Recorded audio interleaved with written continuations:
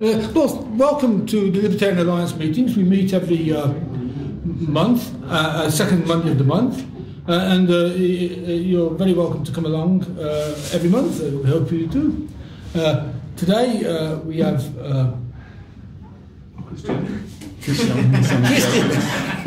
Christian Michel, the one and famous. No wonder I like Karl Popper, who says that it's all right to left, right, and centre. We learn from our errors. You know, I talked to that philosophy like a Dr. Water. Christian Michel, who is going to give us a talk on neoliberalism.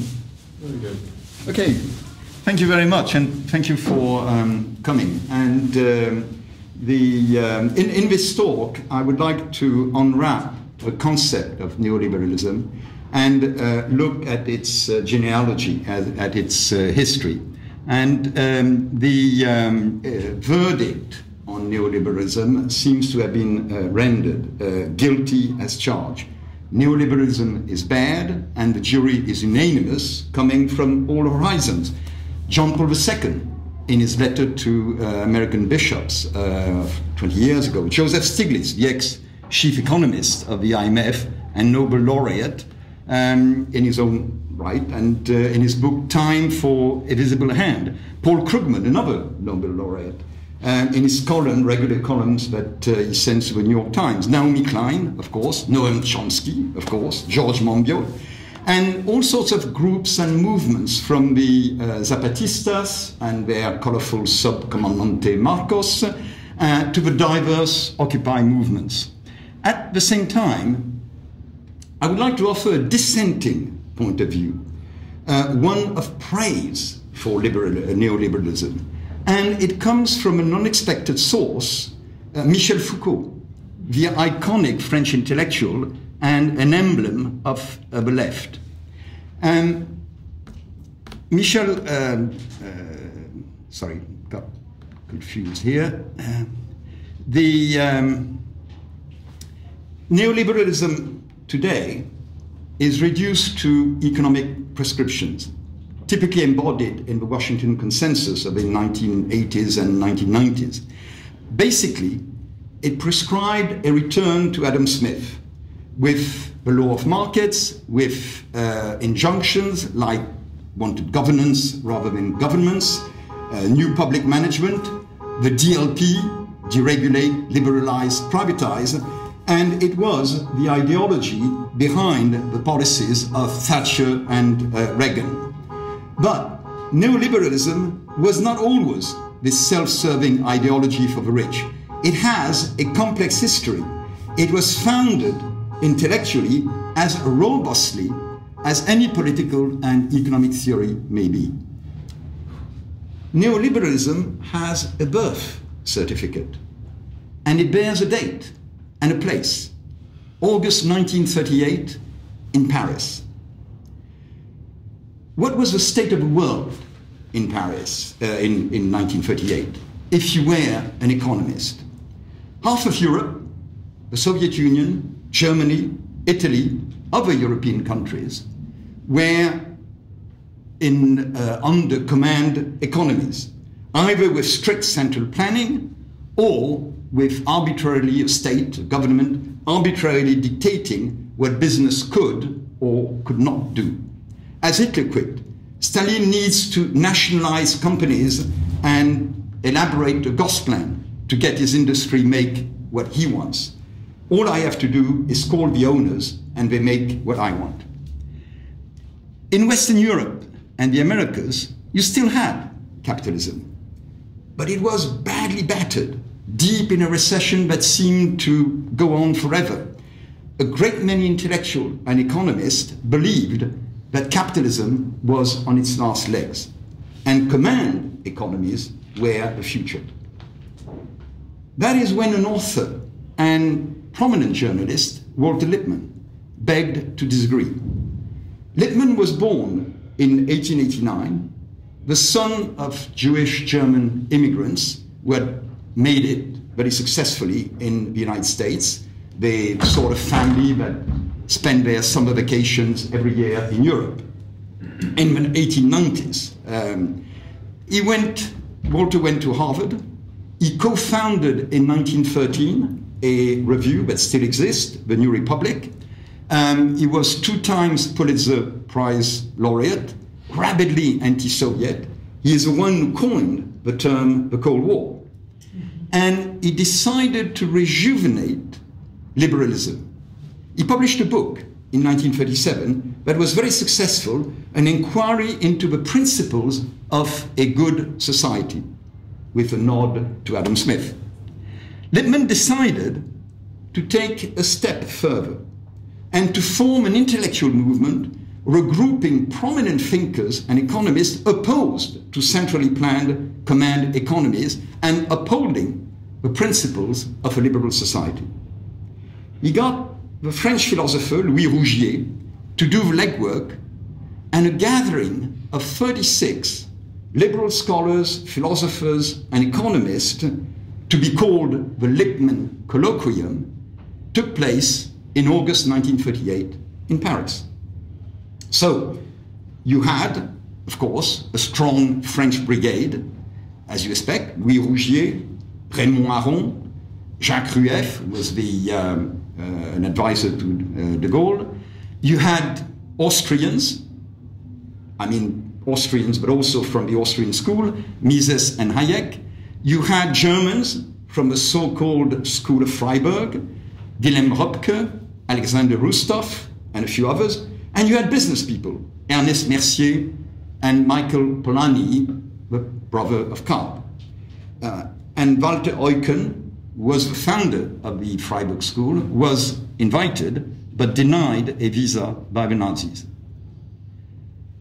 At this conference, this colloquium, Rustov suggested that these good people qualify themselves as neoliberals to mark a break from what Rustov called the humiliation of being Manchester liberals, who had caused so much suffering among the working classes in the 19th century. Now, Manchester liberal, not Cobden, but Ferdinand Lassalle, who used this as an abusive term, Manchester liberals. Even later on, actually, in 1954, Rustov was not convinced by the collective work published under Hayek's direction, Capitalism and the Historians, which showed how capitalism had actually improved the standard of living of the poorest in society. But the choice of a name for the group and the reason given by Rustov showed that participants in the colloquium agreed on what they didn't like, collectivism, but there was little agreement on what they did like. Because you had, on one side, people who wanted a third way between socialism, collectivism, fascism, and unfettered liberalism, capitalism. Lippmann himself was in the camp of that third way. Lippmann was not a true liberal. He professed an admiration for Keynes, whom he had invited to write in the New Republic. He called himself a Keynesian. And The Good Society is hardly a liberal book. I remember it was given to me, 30 years ago, saying, you claim to be a liberal, you should read this, it's very interesting and so on. And I thought, this has nothing to do with the liberalism that I understand. It's all about state infrastructure, state education, protectionism for nascent industries, safety net for the poor. It is Adam Smith. Besides Lippmann, the German participants were close to the Freiburg School, which started in 1930 at the University of Freiburg in Germany. And basically, this lot maintained against centrally planned economies that some competition is good, but competition should be excluded in certain economic domains like public utilities, railroads, telephone and telegraph, the post office, currency, obviously currency, you can't have competing currencies, and the police, and so on. Wilhelm Röpke and Alexander Rustov were not actually technically part of the Freiburg School for a good reason. They both had left Nazi Germany, not because of racial reasons, but of their staunch opposition to dictatorship.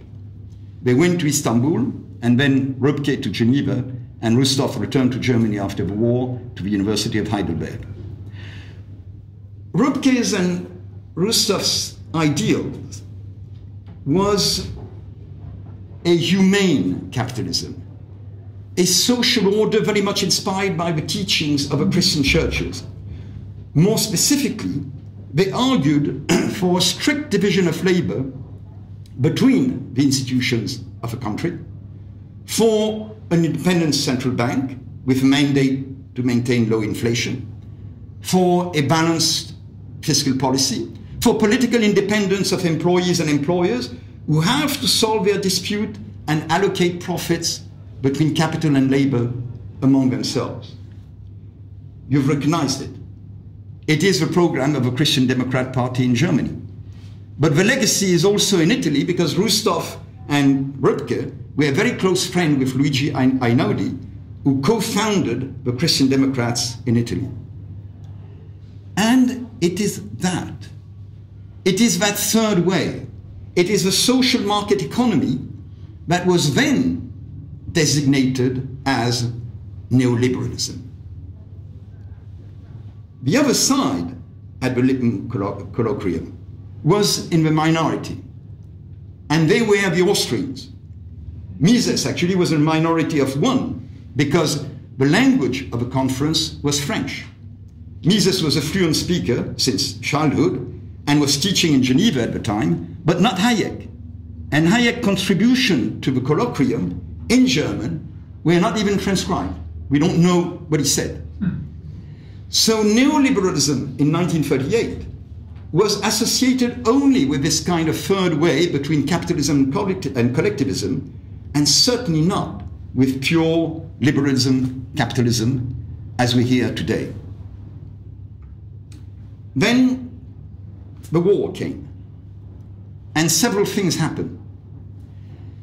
All these questions got pushed back to the back burner, except, of course, for Hayek, who wrote The Road to Serfdom between 1940 and 1943. It had success, despite a shortage of paper in Britain, and mostly thanks to the US edition in 1944. At the end of the war, the Soviets were 300 kilometers from the Rhine. The Beveridge Plan was enacted in Britain. Social democracies took control of Scandinavia, and Keynes was reigning supreme in all political and economic circles. To paraphrase Rousseau, this was the time when man is born free, and everywhere he is in Keynes. The situation led Hayek to run his own colloquium in 1947 at a place near Montreux in Switzerland, at the Hôtel du Parc in the Mont Pelerin. 36 scholars, intellectuals, and prominent figures in public life participated. Karl Popper, a friend of Hayek's, Lionel Robbins, who had invited Hayek to the LSE, Ludwig von Mises, of course, Milton Friedman and Gary Becker at the Chicago School, where Hayek would soon be invited to teach, and that's why Stigler called the society Friends of Hayek's. You also had Luigi Einaudi, who became president of the Italian Republic, Ludwig Erhard, the German Minister of Finance, who is credited with the German economic miracle, Otto von Habsburg, the head of the imperial dynasty, and people who had been at the Lippmann colloquium, and notably Röpke and Rustov. Lippmann himself declined to attend. Actually, he never attended any meeting of the Mont Pelerin Society, and he was expelled in 1960 for non-payment of his dues.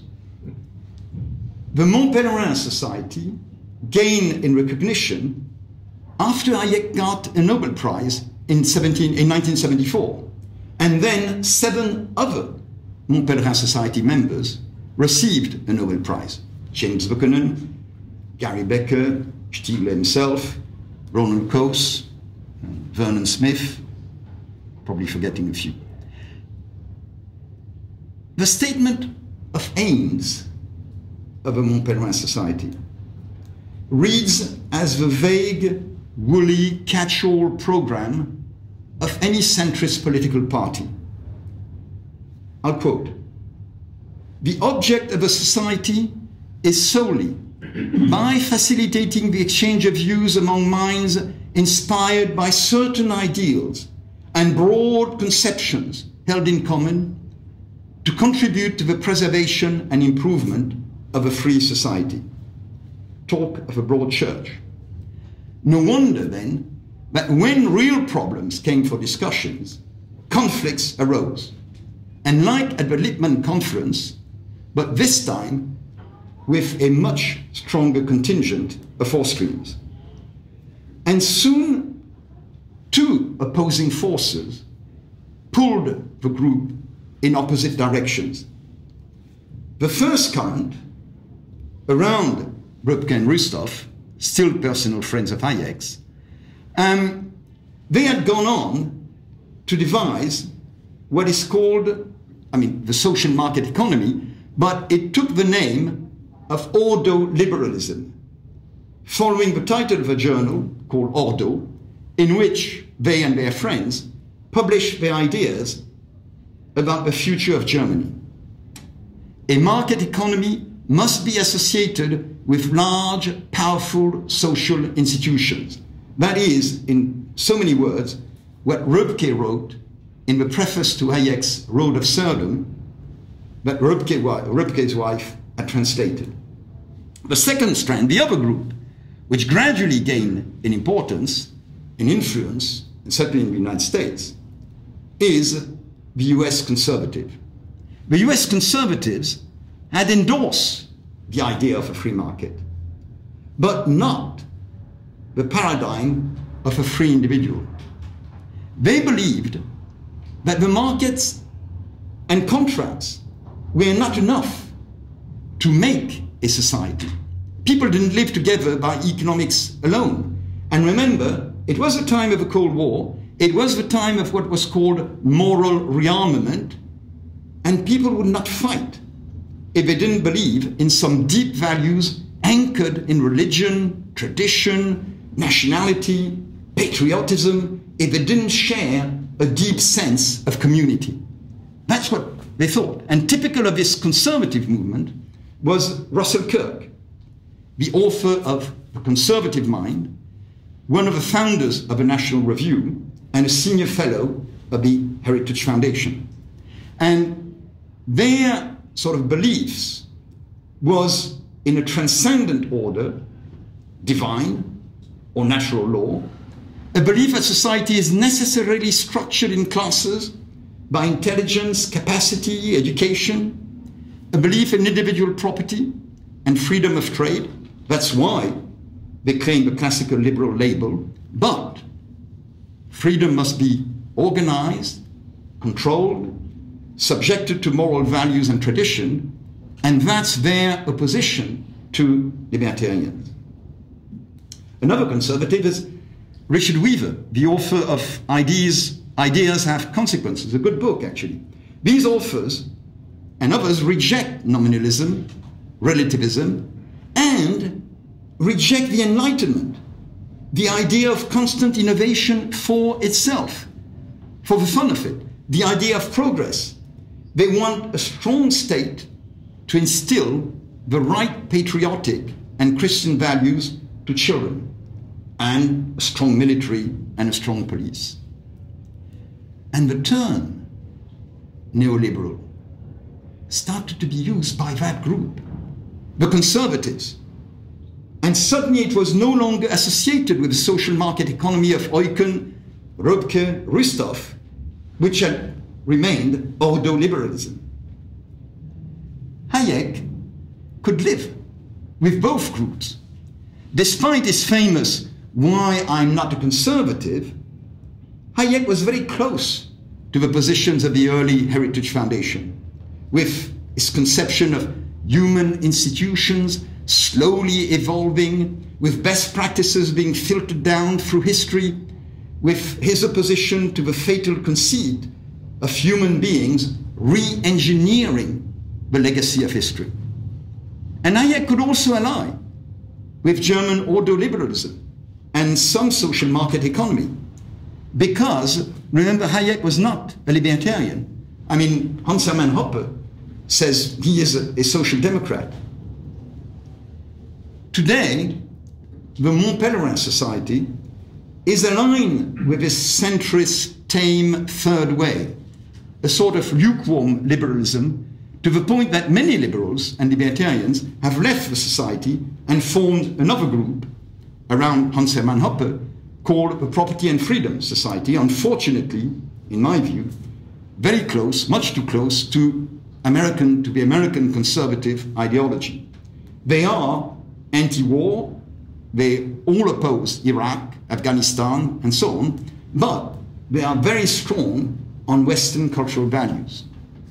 So, what is the true legacy of neoliberalism? What is the common element over which American conservatives, the German ordo-liberals, the Austrian economists, the monetarists of the Chicago School, and libertarians in general could agree? The answer is the reaffirmation of the function of free markets. And this was very well analyzed by Michel Foucault. As I said earlier, Michel Foucault was a prototype of a French intellectual in the structuralist, post-structuralist climate of the late 1960s and 70s, a founder of what the Americans call the French school of discourse analysis, the archaeology of knowledge, epistemology, that came to actually dominate American universities' humanities department, the Foucault effect. In 1970, Michel Foucault was appointed professor at the Collège de France, the highest academic institution in the country. His only obligation was to teach a day a week for one term every year, which Foucault did from 1970 to his death in 1983, except in 1977. Foucault's lectures were social events. I mean, everybody who was somebody in the Parisian intellectual world had to attend. The main thread running through all these lectures, which were transcribed and published 10 years after Foucault's death, and not all of them have been translated into English. The main thread running through all the work is the issue of power. The question Foucault asks is, what creates obedience? Why is it that people obey even when it is not in their interest to obey? And Foucault finds answers in fields as diverse as religion, of course, for instance, in his lectures on the early fathers of the church, in psychiatry, psychoanalysis, how patients are made to conform to society, and of course in political philosophy, when citizens are urged to give up their rights, either in exchange for their security, as in Hobbes, or for the greater good of a nation, or any greater good of a collective, or for the revolution and the advent of a radiant future society, or by virtue of an imaginary social contract that they would have entered, nobody knows exactly when or how, a pseudo-contract by which citizens give up their rights without any visible advantage in return. The market fascinates Foucault because the market is the way people live peacefully together, whatever their life projects, without appealing to a notion that hovers above them. There is no eternal truth, no God, no nation and fatherland, no community, no greater cause in the market. Just everyone's self-interest manifested in the exchange of information and material goods. There is a repressed libertarian in Foucault, interestingly, his problem was that in the Paris of the 1970s, it was hard for an intellectual to be a libertarian. You would simply disappear from the media. You would no longer publish in visible journals. You would be bypassed for promotion at any major university, if even you could find a job there. Foucault had a taste of that intellectual intolerance when he wrote in his History of Sexuality that sex had no place in the criminal code, whether it is pornography, BDSM practices, sodomy, whatever, and rape. Rape should be treated as bodily assault and battery. Violence was enough to qualify the crime. There should exist no special legislation to deal with any sexual aspect. Now, I can understand what feminists thought of this. And Foucault almost vanished from the scene after that. It took him months of groveling and pathetic explanations to recover his position in the intellectual world. Now, imagine if that he declared that he believed in free markets. In the lectures I mentioned at the Collège de France, the series in 1978 was titled The Birth of Biopolitics. It talks about a lot of things, but not the birth of biopolitics, because Foucault sort of improvised a lot of things and he pushed the birth of biopolitics in later lectures. But that series starts with John Stuart Mill to say that liberty cannot be sliced and parceled out. Economic freedom is political freedom. It is one and the same. Foucault then goes on to Ludwig von Mises, to Hayek's Constitution of Liberty, to Rothbard's Ethics of Liberty, and to Gary Becker, and especially Becker's work on criminality, another theme of Foucault's, who had published Discipline and Punish the year before, a study of history of criminal justice. I mention these names to say that unlike many other critiques of libertarianism and so on, Foucault did his own work. I mean, he did raid, people like Mises and Rothbard and so on. And Foucault put his own spin on the liberalism of these authors and the whole neoliberal movement. What is at stake in liberalism, says Foucault, is not liberty, but plurality. Liberalism for Foucault is a philosophy of multiplicity, of diversity. Liberalism is about the many ways a society may operate when it is composed of individuals and groups who want to experiment with diverse ways of life. And Foucault makes this extraordinary discovery, well, extraordinary for anyone who hasn't read Hayek. It is the market that creates order in a pluralistic society. It is the market that makes possible the coexistence of different lifestyles. So for Foucault, liberalism enemy is not socialism, not communism, not Marxism, dictatorships, or economic dirigism, or planning. It is monism, uniformity. The enemy of the market is any political philosophy taught in universities and the medias that promotes a uniformization of society, that puts forward notions such as the common, the general, the collective, any notion that is held against what belongs to the individual and to the individual only. According to Foucault, and it is an interesting take on the issue, this collective mindset emanates from social contract theorists, from thinkers like Rousseau, like Kant, like John Rawls. The problem these people imagine is that individuals want to have separate lives and they pursue different interests, yet they must live together. So, individuals are summoned to enter into a contract which limits their freedom, which creates the emergence of a unified collective, the emergence of citizenry, of a polity, a nation, that can now be held against them, against this individual. Likewise, there exists a trend in the Enlightenment against ethnicity, against cultures, plural, against diversity, against the plurality of lifestyles, in the name of universalism. Individuals must be dragged out of their communities to embrace a higher collective, the political society.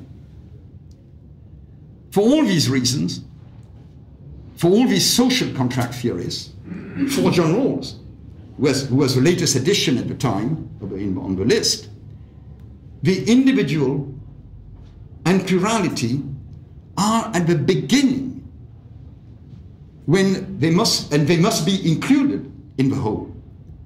For Foucault, the individual is at the end. The affirmation of the individual is the purpose of the whole process. In that sense, Foucault points out, these doctrines are the accomplices, doctrine of social contracts, are the accomplices of domination and of government coercion. What the common good of society is, what the highest values and ideals of society are, really, they are the interest of whoever has managed to speak in the name of society. The belief in higher social values is the reason why repentant socialists become conservatives. They seldom become libertarians. They have this deep belief in something higher. If it's not the revolution, then it is the nation. If it's not God, then it is natural law. There is always some idol that everyone needs to submit to.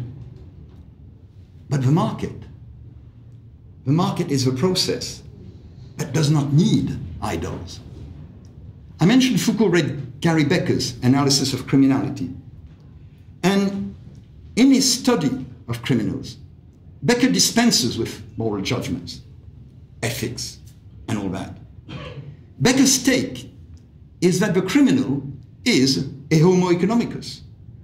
He or she makes a rational decision to engage in crime as opportunist.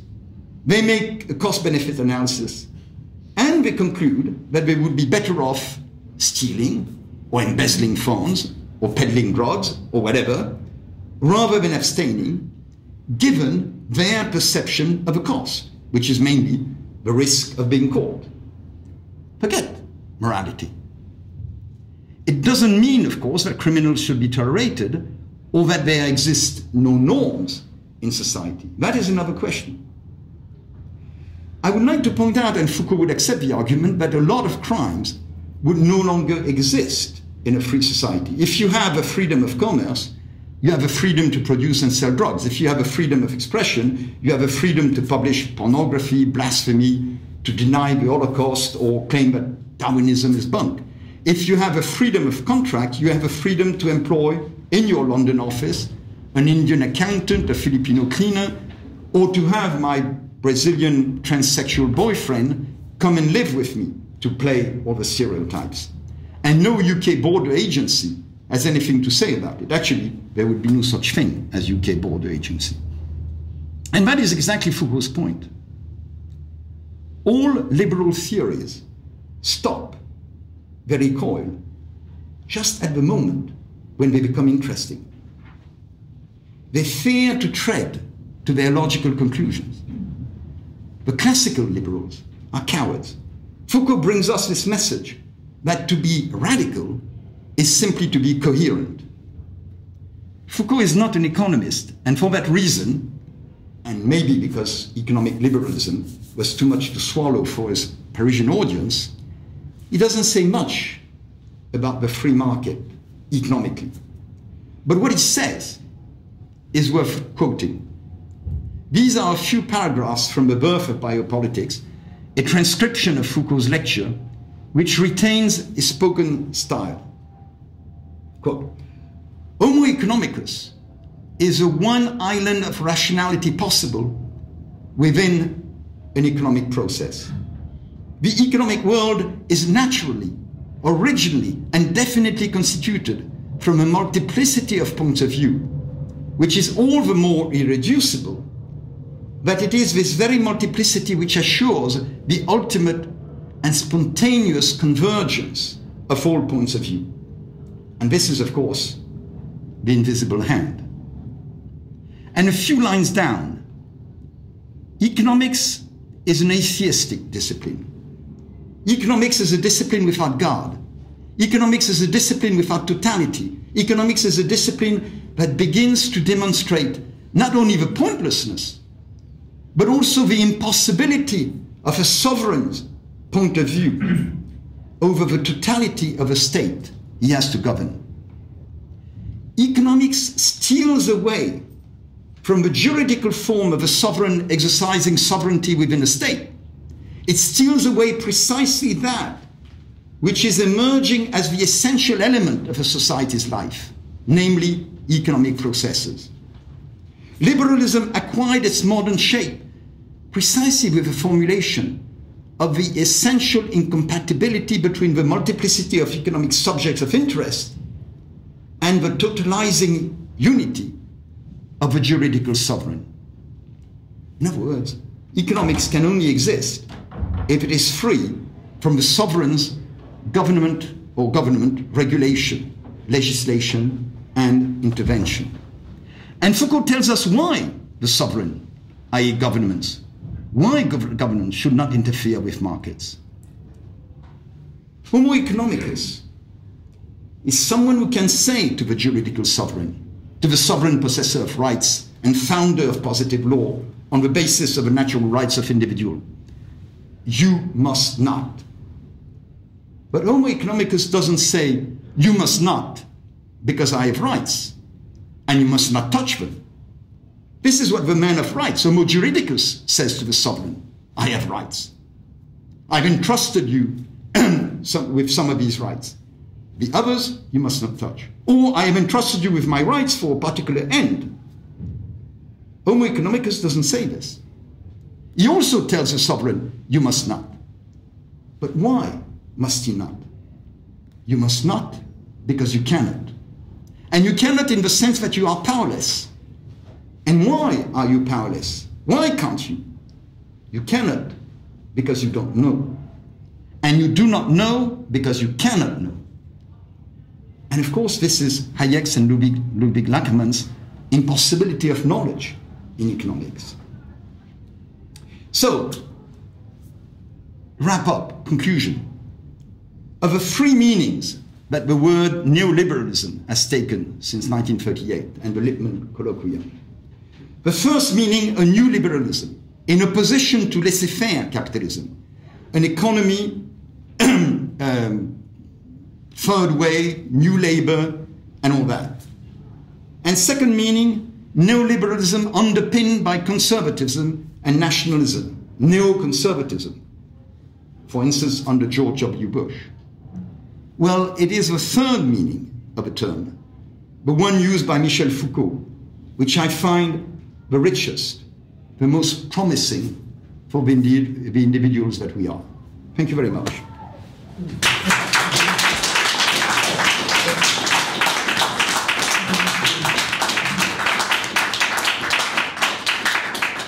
Are there any questions or objections? Objections? Sort of stimulating stuff and a lot of stuff I didn't know in there.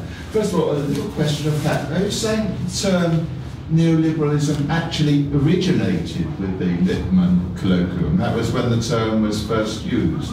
Or is it yours? I mean, the impression I had, this was sort of one of the sort of tributaries going into a larger stream. This interesting one, but I'm not sure that it was far from the only one. A more general point is, one of the discussions of the origins of neoliberalism is by the late sort of Tony Judd, what we think of the 20th century, and he describes this as a sort of split between what the process is a sort of split between the social liberalism of Beveridge Keynes and the sort of what he terms neoliberalism of Hayek, Polanyi, von Mises, and so on. And he sees the origin of this in sort of Austria after the First World War, and particularly the activities of the Austrian Socialist Party. But I mean, Judd's argument is that Hayek his argument is mainly a sort of political one, a slippery slope argument. If you look at the sort of road to serfdom, the argument there is that even leaving aside the criticism of socialism, which is a sort of secondary thing, you're saying that even if you make any concessions to sort of the working class or progressive forces in society, you end up in totalitarianism. This is an inevitable consequence. Judd's position is, this is sort of unjustified. No social democracy has ever gone into totalitarianism, at least with the Red Army and something. Okay, well, I'll leave it there, though I'd like to come back on Foucault's stuff, but my main questions were the factual one. Are you claiming that the origin of neoliberalism was in this Lippmann colloquium? Well, that's what... The second one is, what do you think of the Judd thesis? Yeah, first question,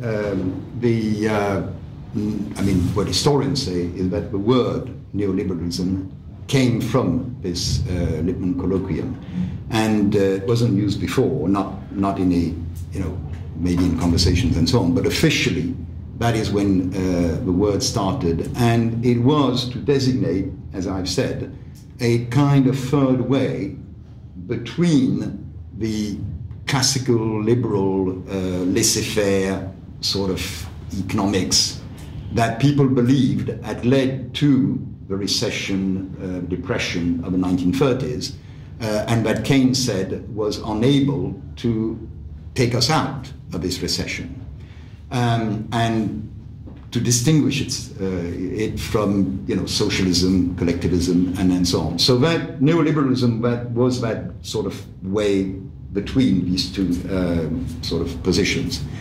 On the issue of the road to serfdom, what you described, is exactly the position of someone like Röpke, who thought that the idea that there isn't a distinction of nature between social democracy and socialism, but only degrees, which was Hayek's point, is preposterous. So the idea was that, no, you can have a social market economy which wouldn't automatically degenerate into collectivism, either the fascist variety or the Soviet variety.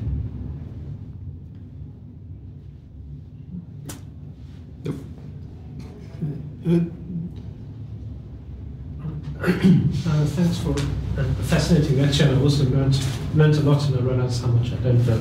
But the question I had really, you mentioned, I think it was Foucault was counterposing liberalism in how you perceived it against monism. I think you said something, I can't remember exactly, I can't read my writing, but you said something to the fact that there's a sort of, if I can phrase it, a skepticism about imaginary collectives being made, and in fact the individual should be allowed sovereignty. I just wondered if we could perform a litmus test in the absence of Michel Foucault, and wonder how he dealt with two uses of language. And the one is Mrs. Thatcher saying there's no such thing as society. Would he have gone wrong with that?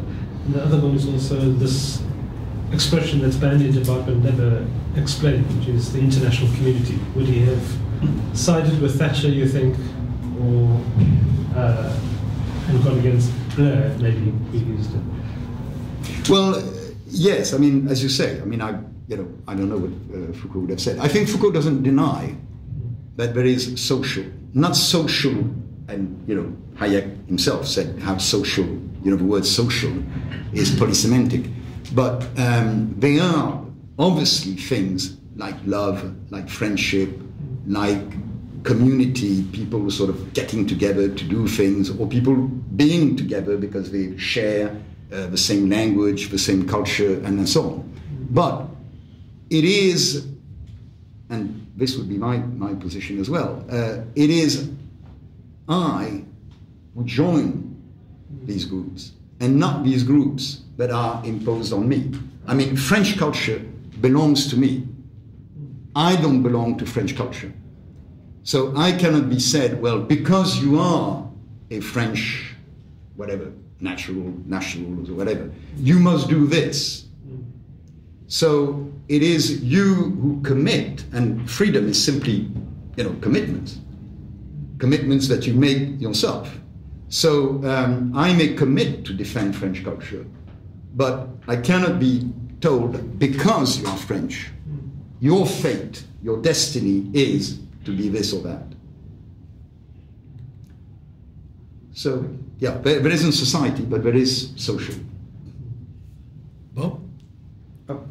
I'm not sure if the speaker would know, and I'm not sure I know myself. Of course, neoliberalism is one thing, but I'm sure that there was talk of the new liberalism in England in the late 19th century. Oh, certainly. And what did they mean by that? Oh, they meant statism, didn't they? Well, they meant... Well, I don't know. As you say, Yeah, I think it's more like, well, obviously the state could do this or this or this, like pensions or municipal water supplies or municipal tram services, or we have to keep the post office as a monopoly and all that. And it was, I suppose, pretty small beer as regards the percentage of the economy that it involved. But of course, the armed forces and the rest of it. But that was called neoliberalism. It was thought to be an improvement on classical liberalism, but it was statist. It was completely towards the welfare state. Hobson and people, Keynes, in fact. Sure. That's what I would call neoliberalism, but... Yeah, well, that's right. But I mean, yeah, okay. There's a rather touching book on the history of freedom. It's quotations from famous folks. It's great fun. And towards the end, it starts going exactly the other way. And it's touching because it goes, and there's something citing Beveridge and Keynes. Well, this doesn't fit with the first part of the book. What's it doing in this book? Actually, it's called Freedom. It's reissued recently.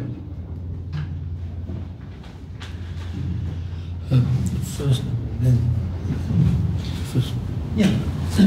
You talked about Foucault sort of invading and dominating American university humanities departments. And one of the things that you sort of see coming out of social sciences in both Britain and the United States from the 80s onwards is this sense of identity politics. One of it, an illiberal strand in terms of a communalism.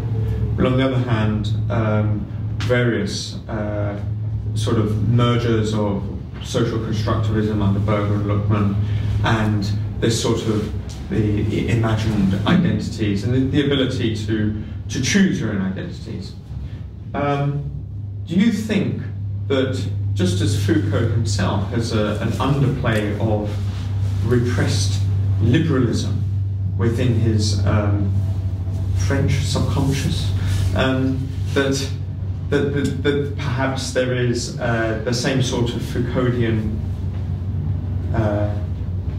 freedom, if you want to call it that, perhaps acting as an undertow within these developments? I mean, you get the idea that they talk about individual choice when it comes to identity.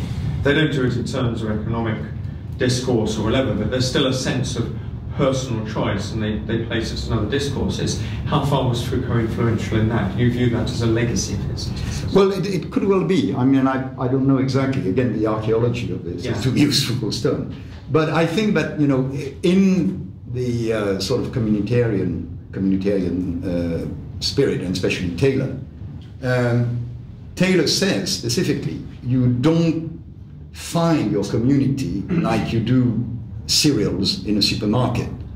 That would be the sort of weak communitarian view. Actually, it's in you. It's you. It's in your DNA. and therefore you cannot escape it. And that Foucault would be completely against that. I mean, he would be completely against Taylor in that sense. So,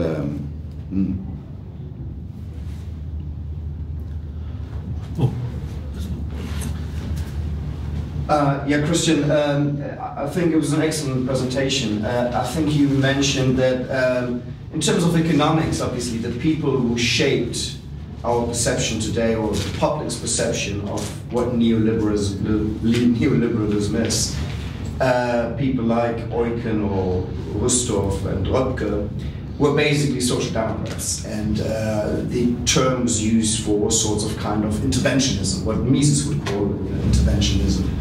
And now these policies have obviously failed, but they've given liberalism even a bad name. I mean, again, as you said at the beginning of your presentation, most people now reject liberalism, but not because it's a mixture of interventionism and the free market, but because people perceive it to be the free market, and what has failed, people perceive was the free market.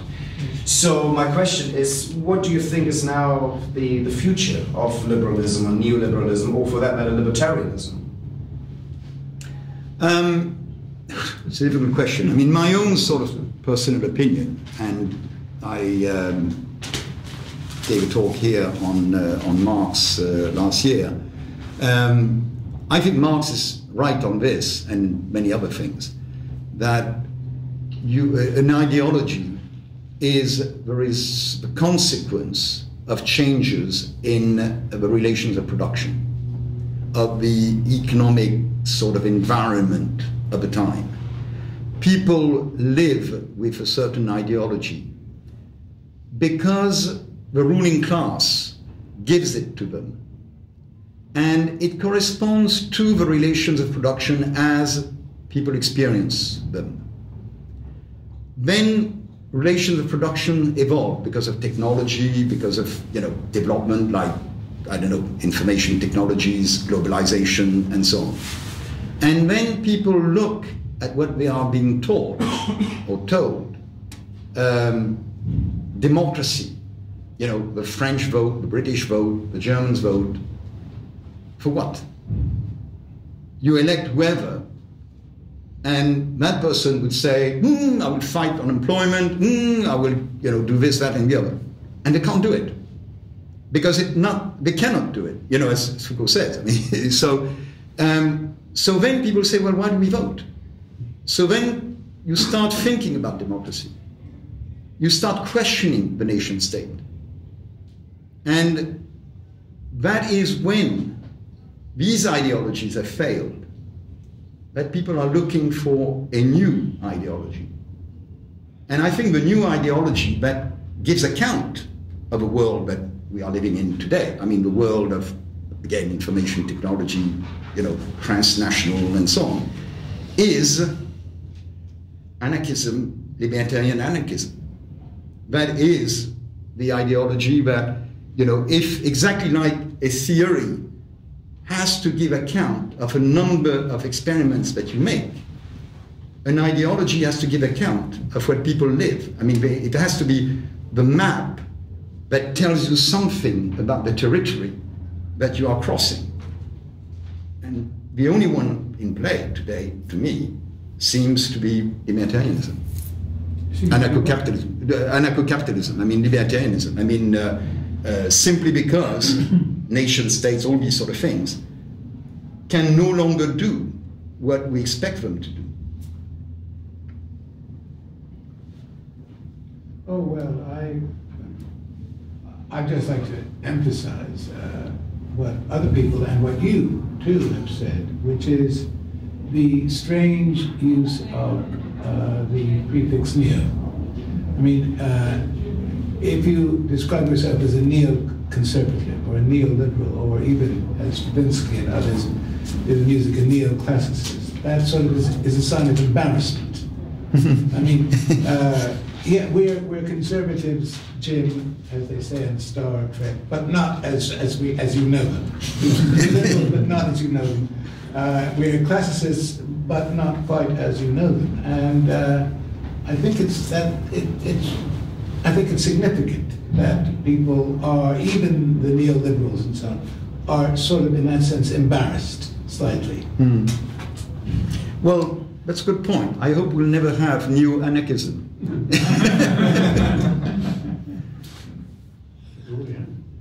Yes, in this discourse, you said that Foucault says to the sovereign, you can't because you don't know. Who knows? Well, you can know certain things. I mean, there is science. There is a, you could be like Feyerabend and Lakatos and all these people to say that science is simply a discourse that works. But actually, I think it goes a bit deeper than this. I think there is certainty in science. But there isn't certainty in, and we see it every day, in economics, in the same way that there is certainty in science, simply because economics is not about the GDP, it's not about banking, it's not about growth, it's about human beings, it's about us. And it's about us engaging in all sorts of activities. And we are mostly, we cannot foresee what people are doing. Because for a number of reasons. I mean, first, we can know what they are not going to do. They are not going to suddenly defy the laws of gravity and float in the air, or things like that. So there is a probabilistic element in the sense that, you know, we have to eat, we have to do all these things. But out of this, out of that small things of what people cannot do, it becomes almost impossible to foresee what they are going to do. We can say, on average, people are not going to buy in masses a product that is more expensive, badly presented, badly packaged, delivered in a year, and unreliable. I mean, can do a little test, you know, with salespeople. They will say, no, a product like this, not going to sell very well. Doesn't tell you much, besides common sense. So the problem for the sovereign, the problem for people who devise economic policies, is that they don't work. And they don't work because people adapt. People find a way to react to these things. I mean, if you have a boulder in space, you can calculate exactly its trajectory. Because whatever you tell the boulder that it's going to do, it's not going to change its direction. But if you imply that taxes are going to increase, inflation is going to increase, the currency is going to devalue, and all these sort of things, then it will not, you know, nothing will happen, or things will not happen as planned, because people will then take decisions that will counterbalance these effects. Professor, now, do you want to come back on Foucault, as you said earlier on? Yes, just want a point of clarification, because I'm not well read on Foucault, but I just wondered if you knew anywhere in Foucault's work where he raised the possibility of a clash between this favouring the free market and power. I mean, one can see the attractions of the perfect competition model, but, you know, perfect competition tends to lead to concentration and monopoly, and people like Rupert Murdoch or Bill Gates have inordinate power. Did he sort of recognise there might be a conflict between these two ideals?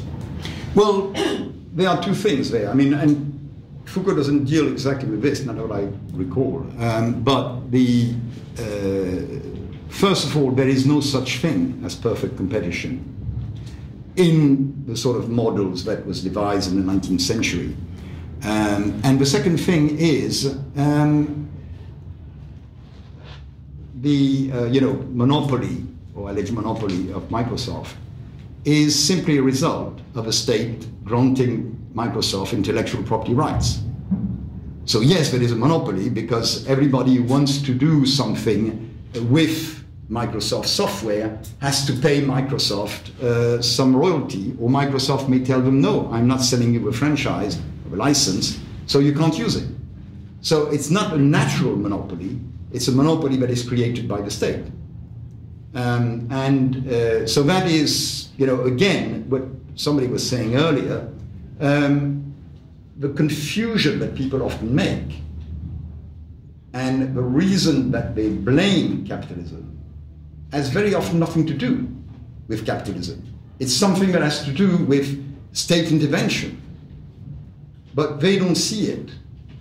And you have a situation where capitalism has become everything that I don't like.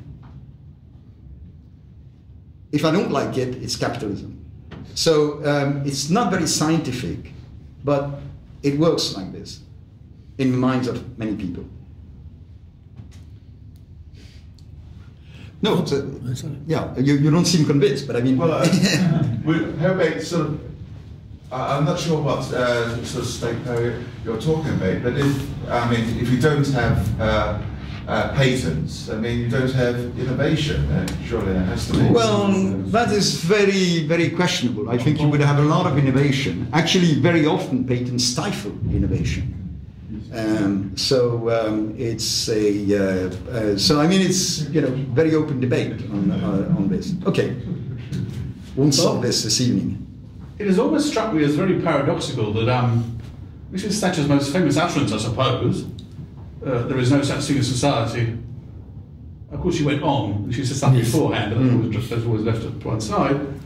Has become so famous, and especially coming from, one would say, a liberal thinker, a favour of the market system. She, being a follower of Adam Smith and Hayek, she claimed, she flourished some of his books from her handbag, apparently. She certainly believed in societal relations. She certainly believed in an economy, though even though I think that is a bit statist. So it's puzzling that someone who believed in the integration and interlocking of human beings peacefully working for each other, directly or indirectly, enabling each other in their diverse projects, and this is rather like Foucault, even though they might in some sense disapprove of them. The atheist who used the same pencil that was intended, that can be used by the religious man, same brand of pencil. So it's puzzling how someone who is making a point about society, Mrs. Thatcher, and the free market, should be thought of as denying the existence of society. Now, whether Foucault was enough of a libertarian or an anarchist to say, certainly society, but do not identify society with the state. Do not suppose that that's where societies stop and start, at the borders of countries. That the welfare state is not simply society looking out for itself. Would he go that? No, definitely he would. Yeah. Definitely. And the idea, is, as I said earlier, is not that society does not exist. It's social relations do exist, and that is very obvious. Friendship, people get together to do a lot of things, and so on. So there is, and Foucault says this, there is social relations. Doesn't mean that there is society, in the sense of something that would be above us and that we'd have to submit to. So it's a Thatcherite. Thank you.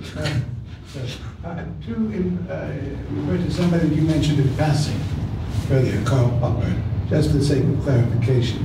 Popper, it is said, was a great defender of the open society against a closed society. A closed society for him involved, I suppose, the command economy and dictatorship and things like that. But for Popper, the essence of an open society was what he called piecemeal social engineering. Now, I take it that you are not in favor of piecemeal social engineering. At least I'm not. It makes me a bit nervous.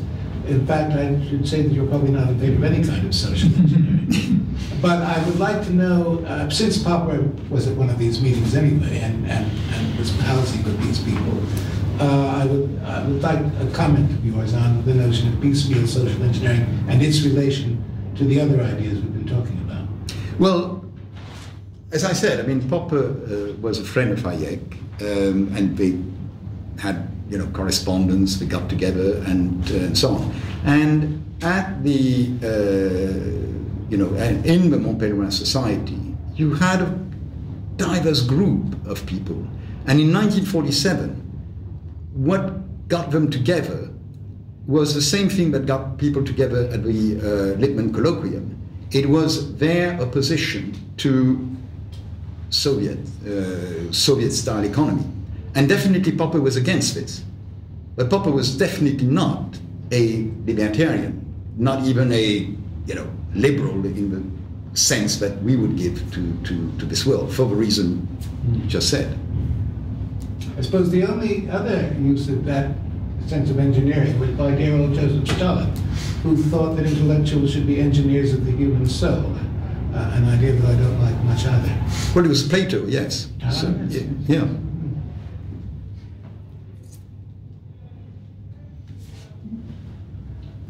Gavin? You haven't mentioned anything about the European Union. I'd like to know your opinion, because they're trying to smash left, right, and centre everything in their way, and they cost the citizens of Europe more than any big corporation like General Electric and all that to run, basically to run. And people have tried to sort things out. The only outspoken people have been Lord Owen and one or two other people. Lawson's spoken about that. But people are afraid. They've kept everything. But one day, it's going to smash up the whole thing because it's built on artificiality. So you haven't. I would like to see what your opinion is about the European Union and the people, the corrupt people that run it. I mean, you've put me in a difficult situation in the sense that you've said everything. So you cannot argue against this, what you've said. I mean, I believe that there are two good aspects of Europe. One is if it can make people to think outside of their national borders, if it can sort of lower the height of national borders, and that is a very good thing. In other words, free trade, free movements of people, and so on. And the second thing is, and I know it's controversial, second thing is the euro. I think the euro is a very good initiative, and I hope it succeeds.